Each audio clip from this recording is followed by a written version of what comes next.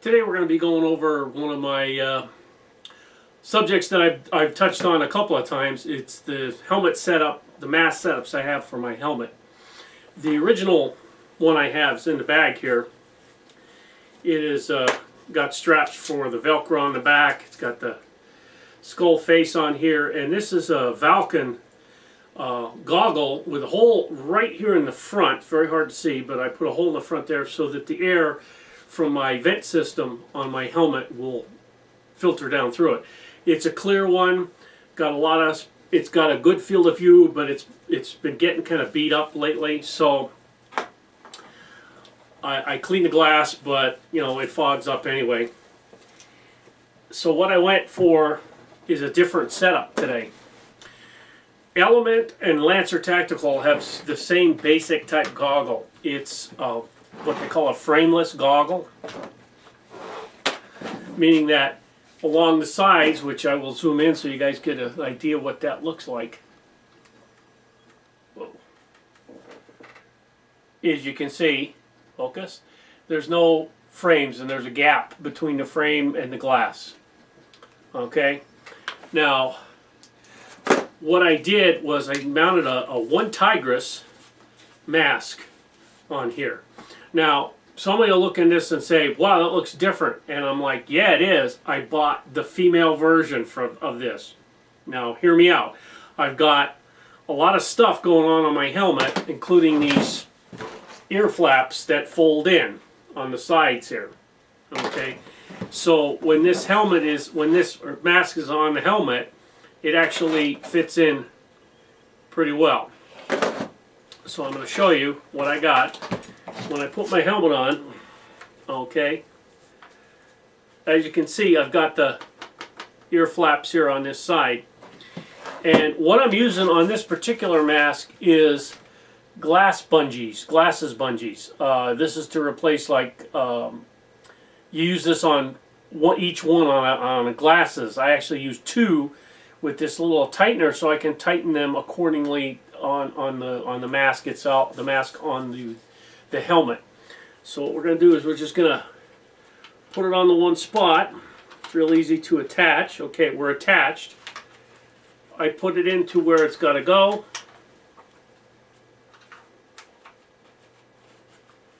Put it under the frame, and then I take the flaps and I push in. So now I've got complete coverage of my ears and the side of my face, and it's tight. Of course, you can see my gray beard sticking down here and my little roll of fat underneath my chin, but it does cover 90%, 99% of my face. There is one little gap way here. I guess if you were shooting from the side, you could hit the strap, maybe get me with a BB, but it's covered tight to the top. It's when I turn on the fan, I got air flowing into my goggles. It's got a good field of view. Look down, I can see through the mesh down here. And if I want to take it off, it's easy as just pick it up and it's out of the way, and I can get the helmet off. And then this goggle system stays right with the helmet. Similar to my other design that I had. Now, what I'm going to be doing because of my leg injury is I'm going to be moving into a sniper role, being that I can stay still for a while, and you don't have to run up and walk and, you know, try and hide from everybody coming around and take shots at distance. For that particular thing, I have created this new mask setup. This is an Pyramex I-Force low profile goggle. And again, I have the female version of the one Tigress mask. And I know people are going to say, why'd you buy that? Why didn't you buy the big one? Well, this one is smaller to my face, takes up less profile on there, and I'll show you what I mean.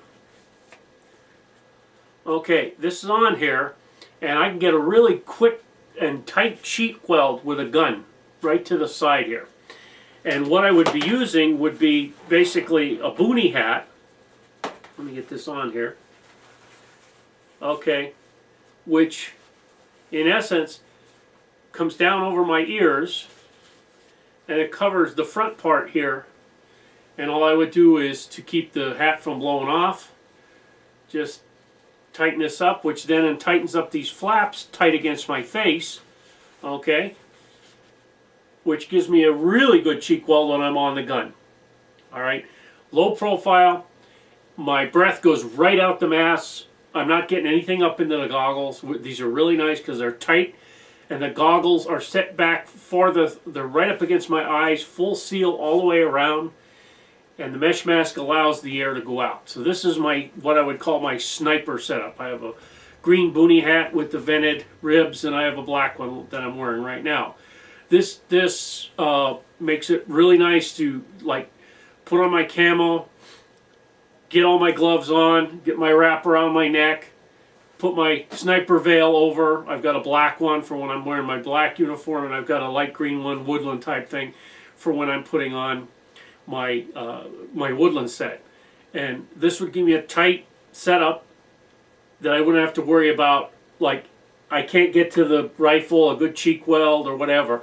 Plus it's a low profile, and the rubber is up against my face. Now it's a little tight, I might have to loosen it up a little bit, but it does fit in there and you get an idea. I didn't adjust it according to my head, I just put it on.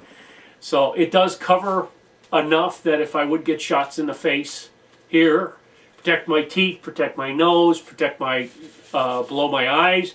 Sure, with my wrap that's going to be up along my neck, it's going to be here covering most of my neck and my area here, and the sniper veil is going to be over the top of me in like a hooded thing. So the only thing that's going to be showing is about this much of my face. So this is, I'll give a like parts list of all the different stuff that I've used. Let me get this off. Yeah, I gotta loosen this just a tad. This is a very nice goggle. It's dual lens, anti-fog, and it does come with the strap, or if you want to use the ear dents, I guess that's what they call them, with the strap, that would keep them on your ears and around your head.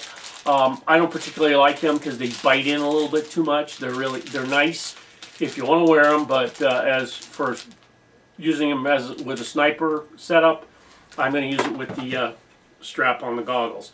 And as you can see, there's no gaps on this, and that low profile I-Force goggle fits in there nice. So this is a good combination setup with these two right here.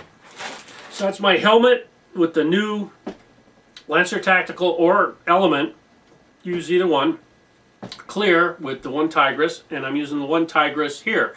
Now, if you want a little bit more coverage on your face, you can get the original one. It's a male. It's basically the male one. It's got a lot more material here, and it does get a little bit more hotter because there's so much material going way over here. The female one is a little bit smaller. They should just label them as small and regular, small and large. Somebody with a thin face, this would be perfect. I have a bit of a fat face, but it still covers what I want to cover when I'm going to be using my sniper rifle. And the same thing with here. If I had that, I have a big one Tigris mask also that I have as another one, and when I put it on, it fills in so much back here, and I sweat so much, it does start fogging the goggles. This one right here, I haven't had it fog, plus the Element frameless goggles, they dissipate a lot of heat as well, plus the fan system I have in there, so it's like a triple threat. Links are going to be in the descriptions for all this stuff that I purchased, and it's simple to zip tie them fast to the masks. The only one I had this one, the mesh mask, and here I could just push through with a little Phillips screwdriver. I made the holes.